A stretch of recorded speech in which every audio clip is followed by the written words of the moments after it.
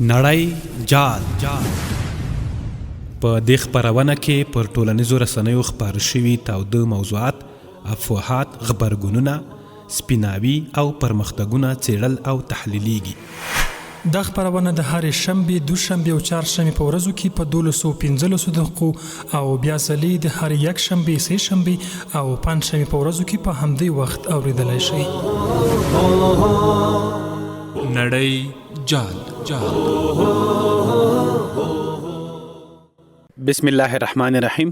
د حریت رادیو قدرمن اوریدونکو او د غراز د ټولنیزو رسنیو کارونکو، السلام علیکم ورحمت الله وبرکاتو.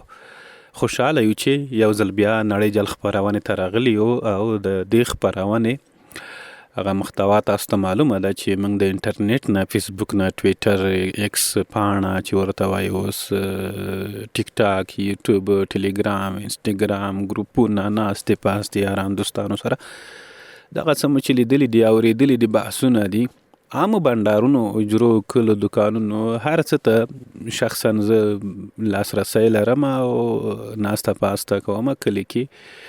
او د دې ټولو افواهاتو، غبرګونونو، اوازو او دغه شان د سپیناویو لپاره همدغه خپرونه رامنځته شوې ده، د دې له خاطره چې د څو ورځو خبرونه، ریپورټونه، تحلیلونه او هر څه چې خپریږي د هر چا له خوښې خپریږي یا غیر رسمي خپریږي یا رسمي خپریږي، نو دې خپرونه کې تاسو یو ساعت یا نیم ساعت کې ټول د 2-3 ورځو حال ته لاسرسی لرلی شي او ترې خبرېدلی شي.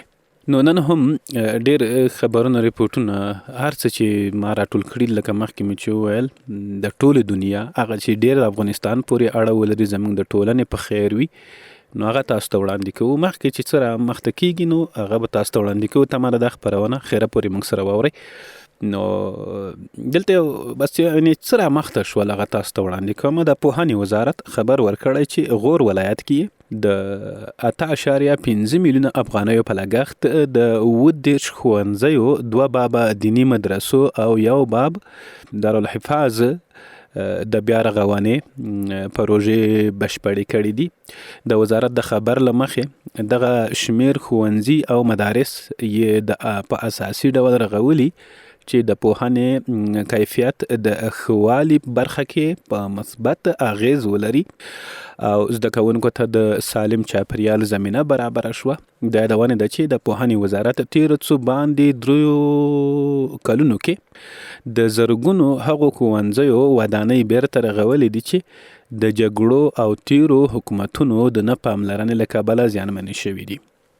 نو رښتیا هم ډېرو ځایونو کې چې هغه د جګړو له امله یا د نه پاملرنې له امله دغه ښوونیز چاپریالونه یا د احاطې همدغه راز دغه خونې زیانمنې شوي دي، هغه که د مدرسو دي، هغه که د ښوونځیو دي، د پوهنتونونو دي، نو هغه بیرته رغول شوي دي او نورې نوې هم جوړې شوي دي. په هغه ځایونو کې چې ښوونځي نه وو هغه جوړ شوي دي او ډېرې مدرسې هم جوړې شوي دي چې او د دې اسلامي امارت دپاره بیا د مدرسې بیا خاص بنسټ دی او ډېره پاملرنه ورته پکار ده، امکاناتو په لحاظ باندې، د مادیاتو په لحاظ باندې، معنویات خو اسیم دوی پالي او پاللي دي.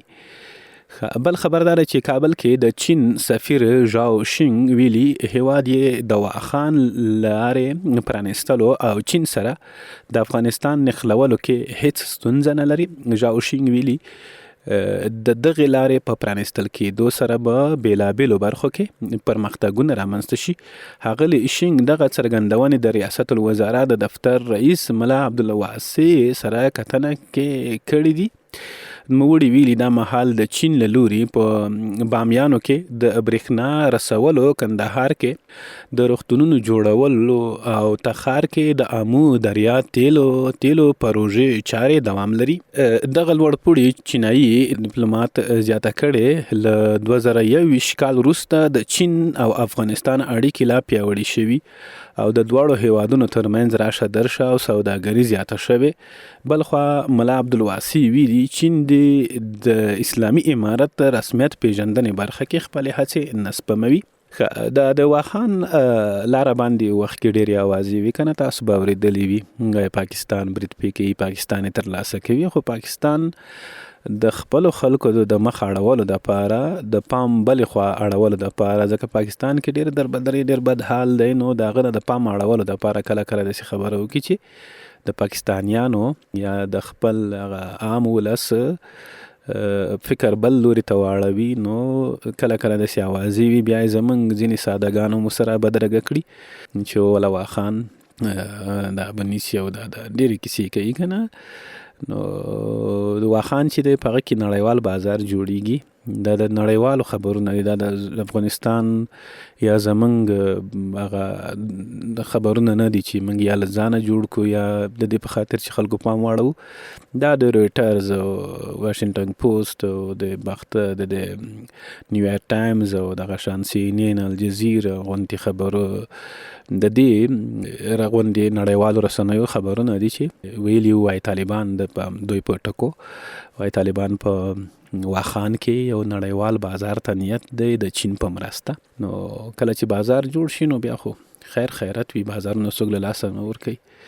چینایي رسنۍ وایي یو بار وړونکی اورګاډی پرون دوشنبه د چین له چینګ ښار څخه د افغانستان په لور خوځېدلی دی. د چین شینهوا رسنۍ وایي دغه اورګاډی چې مخابراتي او نور وسایل لیږدوي تر راتلونکو 12 یا 15 ورځو به افغانستان ته ورسیږي. سرچینه وایي په اورګاډي کې بار مخابراتي وسایل د چین ZTE مخابراتي شرکت لخوا تولید شوي او په افغانستان کې به د مخابراتي شبکو په پراختیا کې وکارول شي. دا یادونې ده چې څه موده وړاندې هم د افغان سوداګرو په سوداګریزو توکو بار اورګاډی له چین څخه افغانستان ته راغلی. نو رښتیا هم دا مخابراتي توکي او وسایل دا ډېر ضرور دي. ټکنالوژیکه برخه باید قوي شي د افغانستان، هغه که د نوري نړۍ نه مرسته وي یا خپله هغه حتی خو نه رسیدلی خو کار روان دی، استعدادونه شته دي، څه باید بهر ولیږل شي هلته وروزل شي او څه باید دلته زمینه ورته برابره شي. او د تشویق برخه کې ډېر ځوانان او استعدادونه موږ لرو چې هغه د حکومت لخوا د پانګوالو لخوا باید تشویق شي، همدغه پانګوال دلته پانګونه پې وکړي. د کلیو بیا رغونې او پراختیا وزارت ویلي د غزني ولایت ناوې ولسوالۍ فیضو کلي کې د 19 میلیونه افغانیو په لګښت د اوبو بند جوړولو چارې پیل کړي. د یاد وزارت د خبر له مخې د دغې بند د بنسټ ډبره کلیو بیا رغونې او پراختیا وزیر ملا محمد یونس اخوندزاده له لوري کېښودل شوی. د اوبو دغه بند 210 متره اوږدوالی او 6 متره لوړوالی لري، د 10 متر مکعب اوبو د ذخیره کولو وړتیا لري. د دې بند په جوړولو سره به د یادې سیمې د اوبو ستونزې حل ترڅنګ د باران اوبو مهار او د ځمکې لاندې اوبو ذخیرې هم پیاوړې شي. دا یادونې ده چې دا مهال د اسلامي امارت له لوري د غزني قرهباغ ولسوالۍ کې هم د زردالو بند د جوړولو چارې دوام لري. نو کلیو بیا رغونې او پراختیا وزارت هم دغه شان نور وزارتونه په خپل بخش کې خپله برخو کې زیات کار کړی، په لیوالتیا یې کوي او هغه د اوبو بندونه چې ډېر ضرور وو، دغه اوبو نه سیلاب جوړیږي او سیلاب چې دغه ځمکې مري هغه کلیو ته خلکو ته هم زیان رسوي، نو د هغه مخنیوی وشو. یعنی د اوبو مدیریت ډېر بری روان دی. د قانون او پټرولیم وزارت خبر ورکړی چې د کندهار شاولي کوټ ولسوالۍ د درنور سیمې د مرمر ډبرو کان د استخراج تړون یې د 6.2 میلیونه ډالرو په ارزښت نن له یو ترکي شرکت سره لاسلیک کړی. دغه وزارت په ایکس پاڼه ویلي دغه کان 3 کیلومتره مربع مساحت لري او تړون له امی اوغلو په نوم ترکي شرکت سره د 10 کالو لپاره لاسلیک کړی. په همدې تړاو جوړ شویو مراسمو کې د قانون او پټرولیم وزیر ویلي د دې تړون په لاسلیک سره به د هیواد سلګونه ځوانانو ته کاري فرصتونه برابر او د ټولنیزو خدماتونو په برخه کې به د سیمې خلکو ته د طبي او تعلیمي برخو سربیره نور ګڼ شمیر ټولنیز خدمات وړاندې شي. په ورته مهال د امیغلو شرکت مرستیالو ویلي د دې کان له استخراج او پروسس وروسته به دوی د افغانستان مرمر نړۍ ته معرفي کړي چې دا د دواړو هیوادونو خلکو او حکومتونو په ګټه دي. یاد دې وي چې په تیرو 3 کلونو کې د کانونو د استخراج په برخه کې ښه شفافیت رامنځته شوی او لسګونه داخلي بهرني شرکتونه د کانونو د استخراج برخه کې پانګونه کړي. د مرمرو هم دغه شان د ډبرو نه افغانستان دی د لالونو، یاقوتو، قیمتي ډبرو، غمیو، لاجوردو، زمرودو، دغه نفرایټ چې څومره قیمتي غمي دي ډبرې دي د افغانستان ترې جوړ دی. دغه څو درې اشغالونه چې وشول دا به نور مقصدونه هم لري، خو د افغانستان د غمي سره زر دا هم قاچا کړل، دا هم ویوړل. د کاروان صاحب یو بیت و چې د وطن پیغلې مې پر غاړه وړي د اوښکو عامل، د پاریس نجونو ته غمی له بدخشان راسي.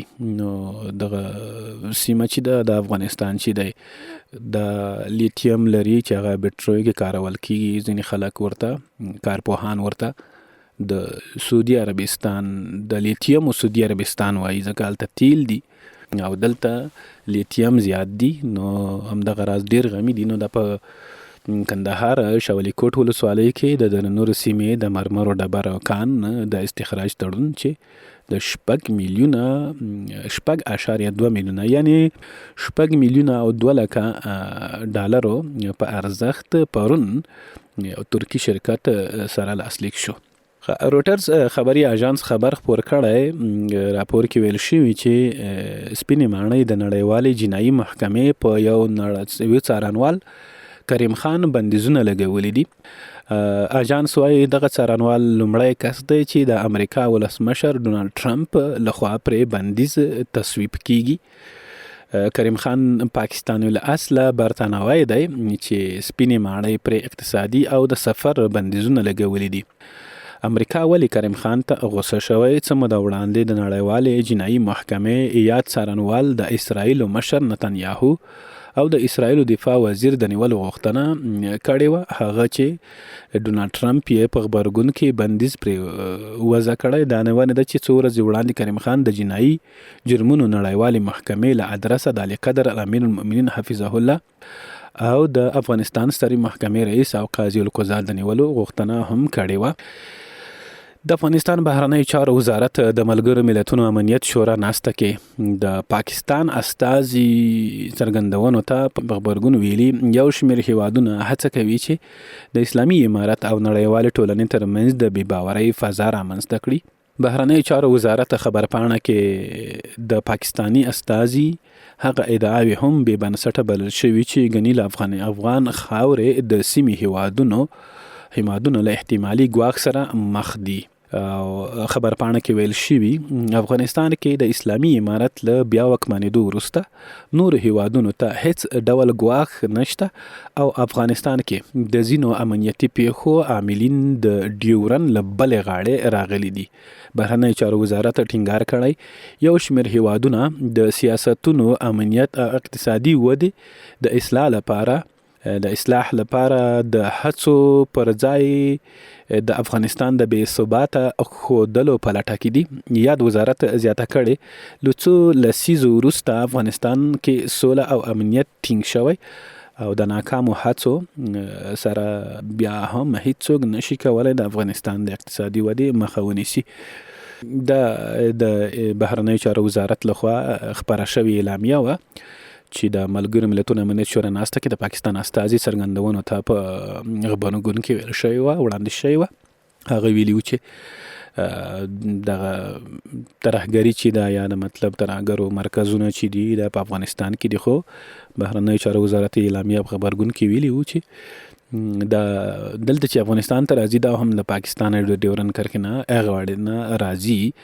او د دې نه مخکې د بهرنیو چارو وزیر مولوي امیر خان متقي ویلي و چې لنډ هغه د وینا یوه برخه یې راخلم، هغه دا ویلي و چې که چېرته په افغانستان کې ترهګرو ځالې وای نو دغه نور ګاونډي هیوادونه ولې شکایت نه کوي، مثلا ایران، چین، ازبکستان، ترکمنستان، تاجکستان دغه هیوادونه ولې شکایت نه کوي چې له افغانستانه موږ ته ترهګر راوړي یا سختدریزې راوړي یا نور څوک چې هغه بېلابېل نومونه لري، فتنهګر او نور، نو هغه ولې نه شکایت نه کوي؟ نو چې یوازې پاکستان کوي د دا معنا چې دغه ډلې په پاکستان کې دي. نو دا یو معقول ځواب دی. را به شو یو بل خبر ته. د ګډو جګړه ییزو زده کړو قمانداني بېلابېلو برخو کې 220 سرتیري فارغ شول. د ملي دفاع وزارت د خبر له مخې د عبدالله بن مسعود رضی الله عنه د ګډو جګړه ییزو زده کړو قماندانۍ څخه 202 تنه منصوبین فارغ شوي دي. د خبر له مخې دغو منصوبینو ته د D10 توپ حفظ او مراقبت M2 M24 SPG 9 هاوان او سرحدي پیاده کورسونو کې 4 میاشتنۍ مسلکي زده کړې ورکول شوي دي. مسؤلینو دغه فارغینو ته په خبرو کې توپچي ځواکونو د پوچ د فوز د ملا تیر بللی. مسؤلینو دغه فارغینو ته په خبرو کې توپچي ځواکونو د فوز د ملا تیر بللی. په خبره هر اردو چې پیاوړي توپچي ځواک لري د جګړې د ډګر ګټونکي به هم وي. دوی یا د برخه کې د عصري ټکنالوژي او وسایلو کارولو په زده کړو هم ټینګار کړی. په ورته مهال نه یو فارغ شویو منصوبینو د هیواد له خپلواکۍ، ځمکنۍ بشپړتیا او اسلامي ارزښتونو څخه د دفاع ډاډ ورکړی. د یادونې وړ ده چې د عبدالله بن مسعود عنه جګړه ییزو قماندانۍ کې د هیواد مسلکي اردو جوړولو لپاره په بیلابیلو برخو کې اسلامي اردو ته جذب شوي سرتیرو ته مسلکي زده کړې ورکول کیږي. نو رښتیا هم د هیواد دپاره فوز، روغتیا او تعلیم، اقتصاد دا 4 ستنې دي چې ویل لري. نو دغه برخه کې د اسلامي امارت پام چې دغه خپلو ځواکونو ته زیات دی او دوی چې رښتیا هم د وسلې سره شوق هم لري مجاهدین، نو خامخا ورته پام دی. د برخه کې د څوک اندېښنه نه کوي، ورو کار پې روان دی. نه یوازې هغه خراب شوي، ویجاړ شوي او تخریب شوي وسایط او وسایل هغه بیرته ترمیمیږي، رغول کیږي. هغه که تیاری دي، هغه که حموي ټانګونه دي، انټرنیشنل دي، توپونه دي، مزایل دي، توغندي دي، ټوپکې دي، دا بیرته رغول کیږي. ډیر خو بیا داسې دي چې کاغذ پیچ له امریکا نه پاتې دي، هغه که دوربینونه دي او که امپوري دي، که نور توپونه، وسلې، وسایل دي. نو دا خو بیخي هغه چا په خبره ګرسبند پاتې دي او دې ته څنګه نورم رغول کېږي. د دې نه ور اخوا نورم په دې باندې فکر کېږي چې څنګه د افغانستان دفاع دپاره نور وسایل او وسایط جوړ کړو چې دفاع هم پې کولی شو او تعرض هم پې کولی شو. تعرض دپاره هم ګټه ترې اخیستلی شو. نو دې برخه کې د هیواد دپاره ډیر ضرور ده. بل روغ خبر دا دی چې کابل کې په نړیوالو معیارونو برابر ستر مارکیټ ګټې اخیستنې ته وسپارل شو. د نوي خیرخوا سوداګریز مارکیټ باندې 32 میلیونه ډالر لګښت راغلی او 9 پوړونو کې جوړ شوی دی چې 2 پوړونه تقریبا د موټرو د تمځای دپاره دي. د دې پروژې مسؤلین وایي چې دې مارکیټ کې 1200 دکانونه جوړ شوي او 2 د موټرو لوی تمځایونه لري چې شاوخوا 1300 موټرو درېدو وړتیا لري، یعنی 1800 موټرو درېدو لپاره ځای لري او ډیر لوکس جوړ شوی دی. د کابل دپاره یو نوی لوکس ښکلا ده. نو چا خبره که موږ نو نوی نسل دپاره دی افغانستان ښکلی اوسیږي. د ملي پراختیا شرکت مسؤلین وایي چې اماراتي شرکتونو رئیس د قشتېپې کانال له ودانیزو چارو لیدنه کړې ده. نو دغه قشتېپې دویم فاز چارې چې دي 80% پرمخ تللي دي او د سربند چارې مطلب 15% پرمخ تللي دي. نو د قشتېپه چې د افغانستان دپاره د افغانانو مرغانو دپاره غنم دانه مانه دا برابروي، نو موږ د ګاونډیانو یا د نورې نړۍ له احتیاج نه خلاصوي. بس خدای دې وکړي چې پر مخ ولاړه شي. او بل خبره چې هغه موږ او تاسو مخکې هم په دې باندې خوشحالي څرګندولې د سوریې په اړه وه چې هغه د سوریې احمد الجولانی مخکې چې نوم و، نو د سوریې ولسمشر احمد شرع چې اوس نوم بالکل مخکې خو دغه ابو محمد الجولانی یعنی د جولانی محمد الجولانی پلار د ډیر داسې دي لکه ابو عبیده د عبیده پلار د حماس ډلې ویان چې دی عبیده پلار نو دغسې اوس خپل نوم اړولی دی د سوریې ولسمشر احمد الشرع له یو برطانوي پادکست سره په مرکه کې له خپلې خاورې د فلسطیني وګړو د بې ځایه کولو لپاره د امریکا د ولسمشر په وروستیو څرګندونو نیوکه کړې او هغه یې له اخلاقي، سیاسي او انساني پلوه د منلو وړ نه دی بللې. نوموړي ویلي چې دا د انساني پوهې، سیاسي عقل او اخلاقو له مخې غلطه ده چې ټرمپ له خپلې خاورې د فلسطیني وګړو د ویستلو غوښتنه کوي. نوموړي دا عمل لوی جرم بللی او زیاته کړې ده چې نه یوازې دا چې دا کار شونی نه دی بلکې په نړۍ کې هیڅ ځواک نشي کولی خلک دې ته اړ کړي چې له خپلې خاورې ووځي. الشرع په غزه کې د فلسطین مقاومت ته په اشاره ویلي په جګړه کې د اشکنجو، وژنو او ویجاړیو سره سره دوی د خپلې خاورې پرېښودلو څخه ډډه کړې چې دا مقاومت دوی د استقامت او هوډ څرګندونه کوي. د سوریې ولسمشر یادونه کړې چې په تیرو څه باندې 80 کلونو کې د فلسطینیانو د بې ځایه کولو لپاره ډېرې هڅې شوي، خو دوی خپلې خاورې ته په ژمنتیا نړۍ ته ښودلې چې د جبري مهاجرت او د خپلې خاورې د پرېښودو پر وړاندې د خلکو مبارزه او هوډ به یې هیڅکله کمزوری نشي کړی. نو دا د احمد شرع وینا وه، نړۍ هیڅ ځواک نشي کولی چې خلک د خپلې خاورې پرېښودو ته اړ کړي.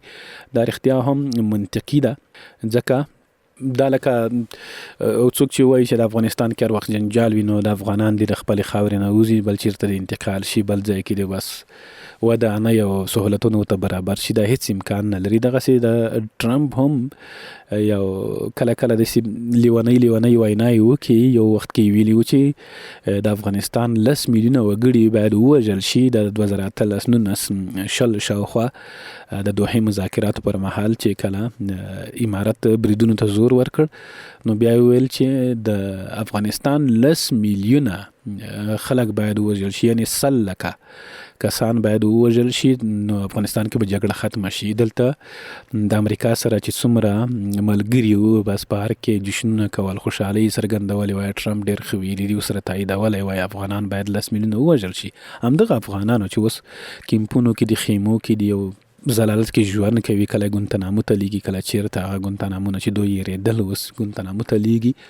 نو هغوی په دې باندې خوشحالي څرګندولې. اوس هم ډېر خلک شته چې د ټرمپ همداشان د اسرائیلو له څرګندونو نه متاثره دي، خو دوی ته دې وویل شي چې ټول خلک هم نه دي متاثره. همدغه احمد شرع چې خپله د سوریې نوی ولسمشر دی، د پرون له جګړې نه راوتلی دی او په دې ټولو خطرونو پوهیږي او د دې سره چې حکومت خطر سره مخ کیږي او د اسرائیل سره په خوا کې پروت دی، ګاونډي دی، خو بیا هم یو زړوره څرګندونه کوي. او دا څرګندونې نه یوازې احمد شرع کړي بلکې له ښې مودې وروسته چې د خلکو تمه ترې پرې وه، د اسلام له مغه ځایه خپور شوی دی. د سعودي عربستان ولسمشر ولیعهد بن سلمان چې د سعودي مشر دی، د هغه څرګندونې چې کړي دي خلک ډېر حیران کړي دي. هغه ویلي چې موږ له ابو جهل او ابو لهب سره هم مخ شوي یو. نو ټرمپ دې فکر نه کوي چې غزه به د فلسطینیانو یا د حماس له ډلې خالي کړي او اسرائیلو ته به پرېږدي، بلکې ډېرو نورو دغسې څرګندونې کړي دي. حتی یو بل چاروا نه پوهېږم د مصر دی، د اردن دی، د کوم هیواد دی، هغه هم ویلي دي چې د دې په ځای چې د غزې مسلمانان بل هیواد ته انتقالیږي پر ځای د اسرائیل له سیمې ووځي. دا د سیمې سرطان دی، هر څه به ښه شي، هر څه به مثبت لوري ته روان شي، جګړې به پای ته ورسېږي که اسرائیل له دې سیمې نه ووځي. نو ډېرو هیوادونو په دې باندې غبرګونونه ښودلي دي چې ورته ویلي چې داسې هم نه ده خوښې، لکه ټرمپ چې وایي. نو ټرمپ لکه مخکې مې چې ویل اوس هم داسې فکر کوي لکه انتخاباتي ویناوې چې کوي، لکه انتخاباتو دپاره چې ولاړ وي. یو وخت کې غني هم هغه ته هم چا ویلي وایي اوس خو انتخابات پای ته رسېدلي دي، اوس ولې چیغې وهي. نو ټرمپ هم انتخابات پای ته رسېدلي دي، فکر کوم دغه د بلې دورې دپاره دغسې ګډې وډې څرګندونې کوي. زموږ د خپرونې وخت نیمایي ته رسېدلی دی، نو بلې برخې ته چې راځو نو هغه کې بیا د افغانستان دپاره د آبادیو خبرونه دي، د بیا رغونې خبرونه، پرمختګ خبرونه دي، نور بدلونونه راغلي دي، کیسې دي، نو هغه به هم تاسو ته وکړو.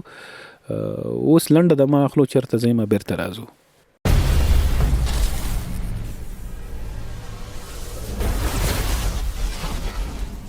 نړۍ جال په دې خپرونه کې پر ټولنیزو رسنیو خپاره شوي تاوده موضوعات، افواهات، غبرګونونه، سپیناوي او پرمختګونه څېړل او تحلیلیږي. دا خپرونه د هرې شنبې، دوشنبې او چهارشنبې په ورځو کې په 12:15 دقیقو او بیا ځلې د هرې یکشنبې، سه شنبې او پنجشنبې په ورځو کې په همدې وخت اوریدلی شئ. نړۍ جال. د هوریت رادیو د نړۍ جال خپرونې قدرمن اوریدونکو او دغه راز ټولنیزو رسنیو کارونکو یو ځل بیا ښه راغلاست درته وایو. د سمنګان ولایت په فیروز، چیر او حضرت سلطان ولسوالیو کې د څښاک د پاکو اوبو 5 شبکې جوړې شوې چې پر مټ یې 883 کورنیو ته څښاک اوبه برابرې شوي دي. مسؤلین وایي چې دغه شبکې د ناروې مؤسسې په مالي ملاتړ د 14 میلیونه او 300 زره افغانیو په لګښت جوړې شوي دي.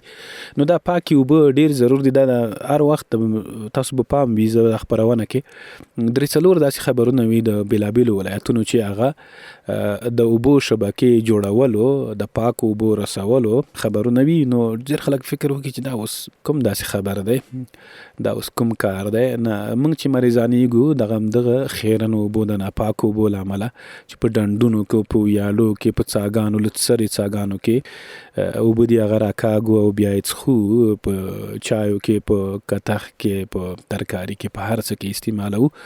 نو دا ټول هغه مرضونه چې دي، هغه میکروب چې دي، هغه وایرس چې دی په دغه اوبو کې شته دی. نو دې له امله دغه سرپټې اوبه ډېرې ګټورې دي. هغه که د پمپونو دي، هغه که د دې شبکو دي، نو دا ډېر ضرور دي.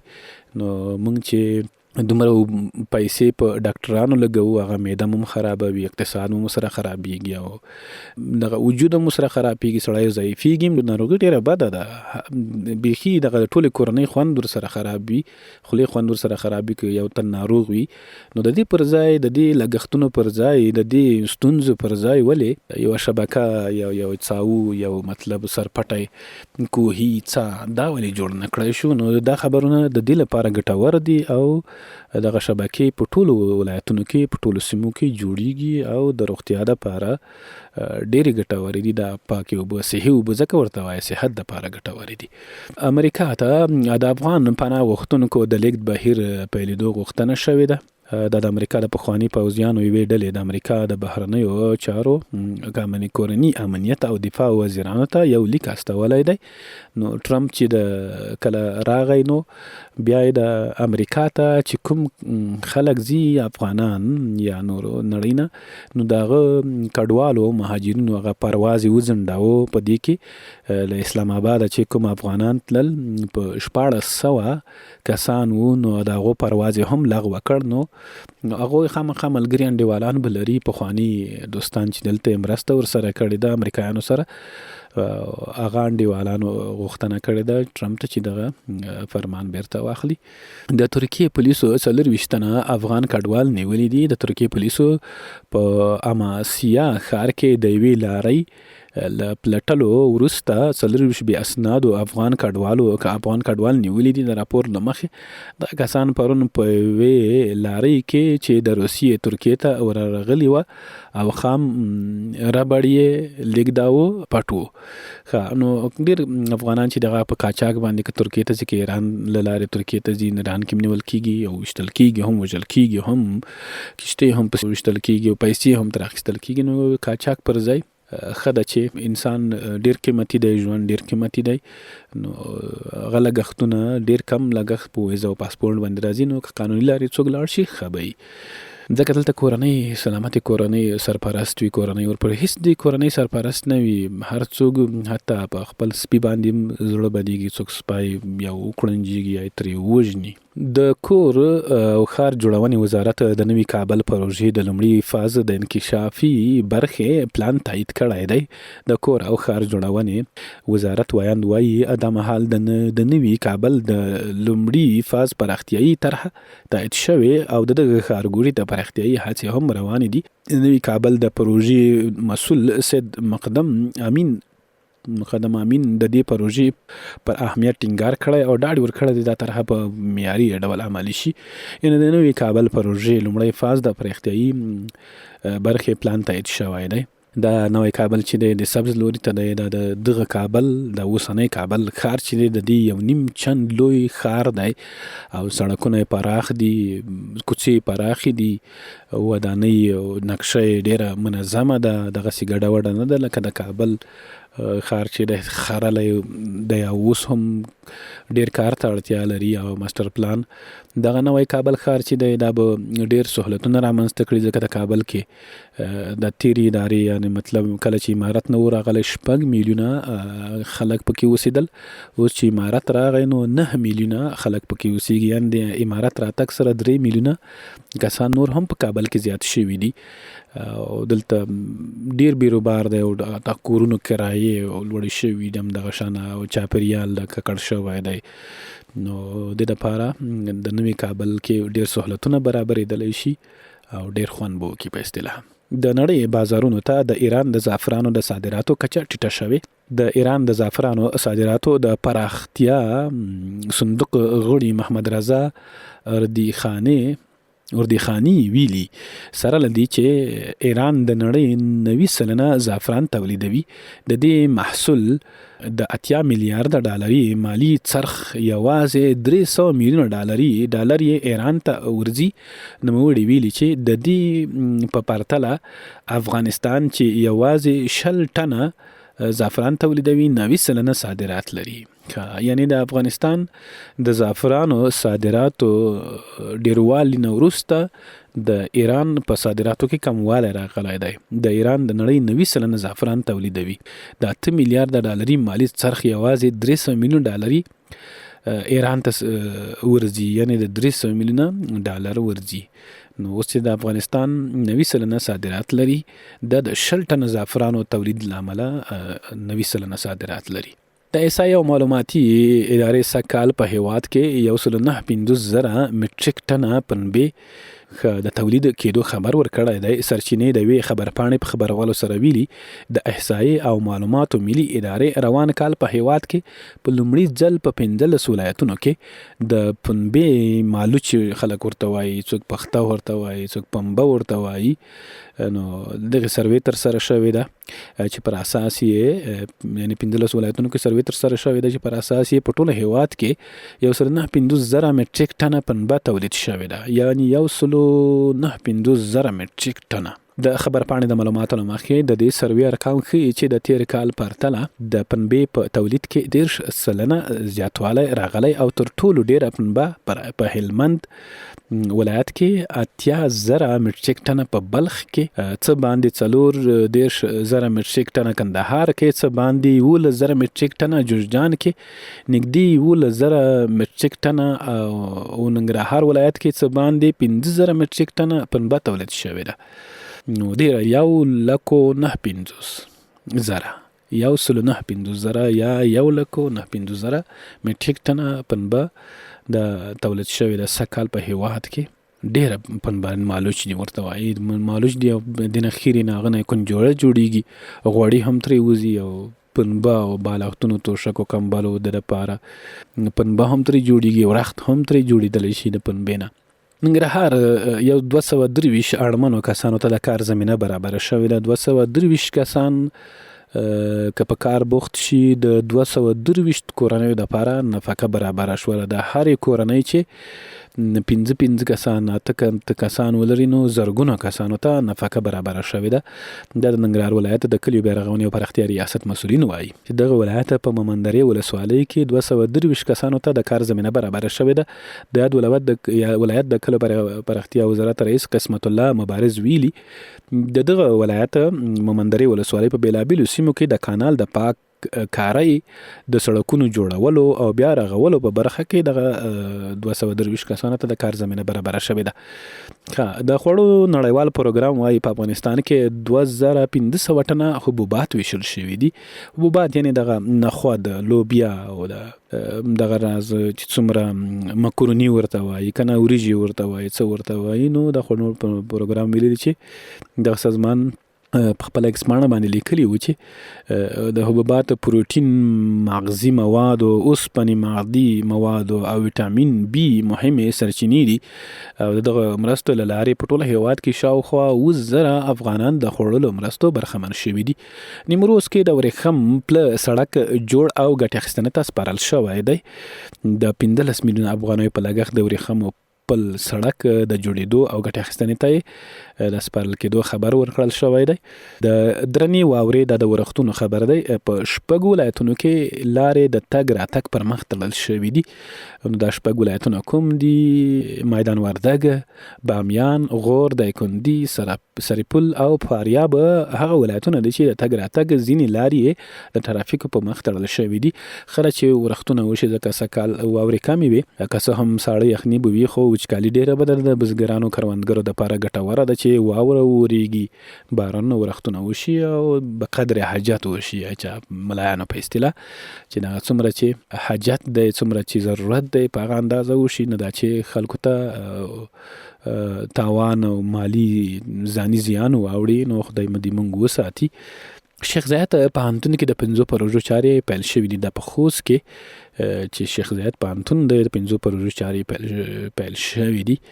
یاد پوهنتون د عامه اړیکو او مطبوعاتو امیر عبدالرحیم حاتف ویلي چې د مسؤلینو د عملي زده کړو په موخه د پوهنتون په څېړنیز فارم کې د شنو خونو اوبو رسونې، د څېړنیز فارم ودانۍ، د ویترنري علومو، د پوهنځي لابراتوار، د بیا رغونې غوښینو چرګانو پالنې لپاره د مناسب ځای د جوړولو پروژې د لوړو زده کړو وزارت له بودیجې څخه د 1.3 میلیون افغانیو په لګښت پیل شوي دي. د افغانستان د فوټسال ملي لوبډله د برازیل په 4 اړخیزو سیالیو کې ګډون کوي.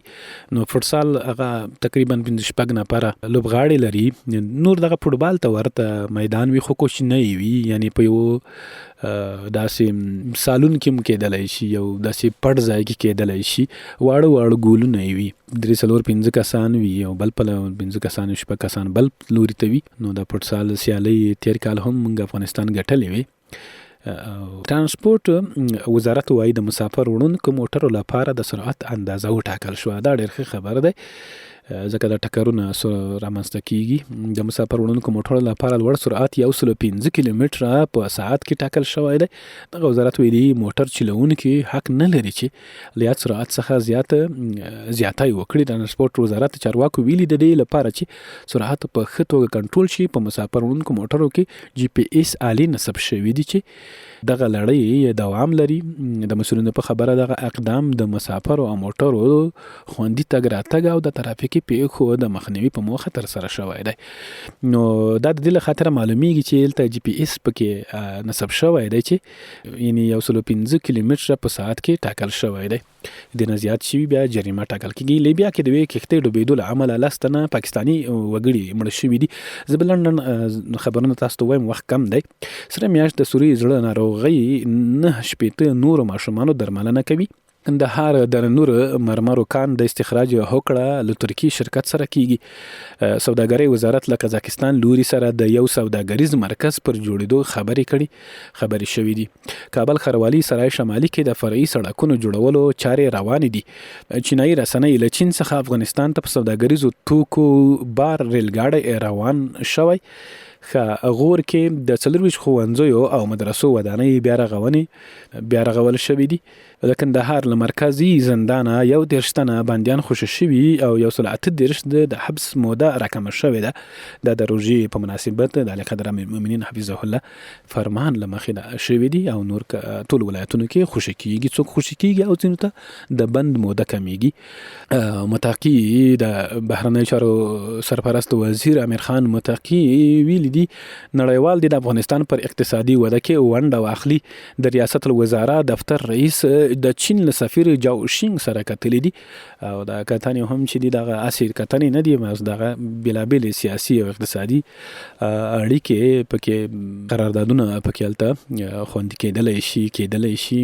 هندي چارواکي چابهار د اقتصادي پراختیا لپاره مهمه بدیله لاره ده.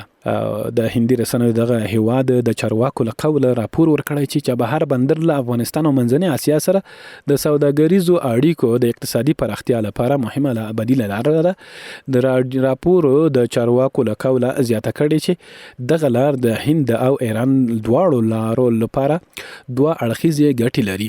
دغه راپور وروسته له هغې خپریږي چې د امریکا د خزانې وزارت پر ایران د بندیزونو په لړ کې چابهار بندر چې هند او ایران تیر کال د پراختیا 10 کلن تړون لاسلیک کړی وو هم شامل دی. نو ایران دا وخت کې د اوازه هم ټرمپ په چابهار بندر باندې هم د سوداګرۍ بندیز لګولای دی. هغه تازه خبر دی. هندي رسنیو ویلي دي چې د اقتصادي چابهار د اقتصاد پراختیا لپاره مهمه لار ده د افغانستان لپاره هم او د ایران لپاره هم د هند لپاره هم.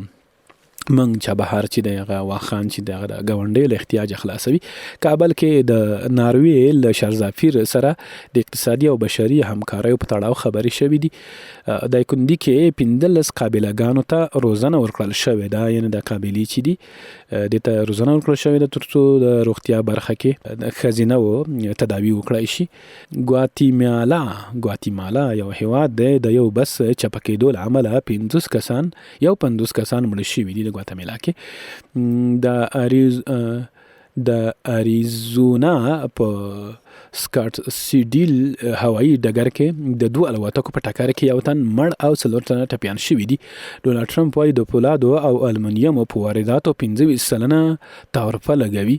فراه کې 4000 کورنۍ له برېښنا برخمنې شوي دي او برق خو لوی نعمت د کندهار د نورو مرمرو ډبرو پروژه تړون لاسلیک شو. د مخکې وړاندې کې هلمند کې 3.5 کیلومتره سړک په خولو چارې پیل شوې دي که 1 کیلومتر هم وي زیات د افغانستان آبادی خبره نه دي. افغانستان د پاکستان په صادراتو کې زیاتوالی راغلی دی. مصر د غزې د چټکې بیا رغونې پر ارزښت ټینګار کړی دی. د غزنی ناوې ولسوالۍ کې د اوبو یو بند د جوړېدو چارې پیل شوې دي. WHO افغانستان سره د سرطاني ناروغیو درملنې برخه کې همکاري کوو. هرات کې د آسان خدمت مرکز پرانیستل شو. یعنی د تذکیرو نورو برخو کې مرسته کوي خلکو سره. د پاکستان زندانونو 4 نور افغانان خوشي شول. 4 نور افغان بندیان چې هلته بندیانو د اسلامي امارت په هڅو خوشي شول. د ایران په لاساتي ځواکونو د افغانستان سره پر پوله 250 افغانان ژغورلي دي. یعنی دا چې په واورو کې ایثار او یخ وهلي وو 250 افغانان یې ژغورلي دي. دا د ایراني ځواکونو اوس په تاسو ته څه دریاد شي هغه به دریاد شي چې یو وخت کې اوازه ګډه وه چې په ایران 260 افغانان وژلي دي. اوازې یې ګډې کړې وي. د هرات د تیر کال د زلزلې هغه شهیدان یې راپور کې ورکړي وي. خلک ډېر په دردولي وو، په غلط کړي وو، غولولي وو. نو دغه 250 سره ماته هغه راپور نه هغه اوازې را یاد شي. ګوتریش غزه کې باید د بلې جګړې د بیا پیل مخنیوی وشي. د قطر سره میاشت پکتیا کې د کډوالو ښارګوټي عملي چارې پیلوي. په لخشتي جماعت سره د ځمکې لاندې مارکیټ د جوړولو چارې 90 سلنه بشپړې شوي. دا ډېر ښه خبر دی، زبردست خبر دی. 2208 متره مربع مساحت په درلودلو سره په یو پوړ کې جوړېدو په حال کې دی. ډیزاین له مخکې 360 هټۍ شپږ د وتلو او ننوتلو دروازې لري، تشنابونه لري، دغه لار هم سره خلاصه شوله، خالي چې پخه شي 90 سلنه چارې پای ته رسېدلې دي او لمریزه برېښنا او وروژنې سیستمونه او برېښنایي زینې پکې شامل دي. سره صلیب افغانستان کې نږدې 1 میلیون ناروغانو او روغتیایي خدماتونه ترلاسه کړي دي. کابل ښار د څه باندې 33 میلیونه ډالرو په ارزښت ستر سوداګریز کمپلیکس پرانستل شو. لغمان کې د 12 میلیونه افغانیو په لګښت یو استنادي دیوال جوړیږي. هرات له دغه ولایت سره د ایران وارداتي برېښنا پرې شوې ده، څه ستونزې لري جوړه بشي. هرات کې د تیر کال په پرتله د پستې صادرات 20 سلنه زیات شوي. پسته خو پیژنئ او افغان لوبغاړي پاکستان ته رسیدلي دي، هلته به چمپیون ټرافي کې برخه اخلي. خو له دغه لوبو علامه محمد غضنفر بهر شوی دی چې ټپي شوی به وي بالکل د ټپ له امله. ډېر لوبغاړي د هند یو پیاوړی بالر جسپریت بومرا هم د هند لوبډلې لرې شوی دی چې ډېرو لوبغاړو ته ښه زیری ده، خو د هند لوبډلې لپاره بد زیری دغسې. د استرالیا لوبډلې هم 4 پیاوړي لوبغاړي د پاټ کمنس سټوینس دغه راز د نورو لوبغاړي هم لرې شوي دي چې ډېر بد خبرونه دي ورته. خو چمپیون ټرافي به جالب وي او تاسو بیا وڅارئ. یو ترکي خیریه بنسټ المانو کورنیو ته د 2000 خوراکي کڅوړي ویشي. له 2 خیریه بنسټونو سره د همکارۍ هوکړه لیکونه لاسلیک شوي دي. ګیټس بنسټ افغانستان سره خپل مرستو ته دوام ورکوي. نو زموږ د خبرونې وخت هم پای ته رسیدلی دی او تاسو کولای شئ چې دا خبرونه تکرار واورئ او نورې خبرونې هم د حریت راډیو تعقیب کړئ. تر بیا د الله تعالی په امان.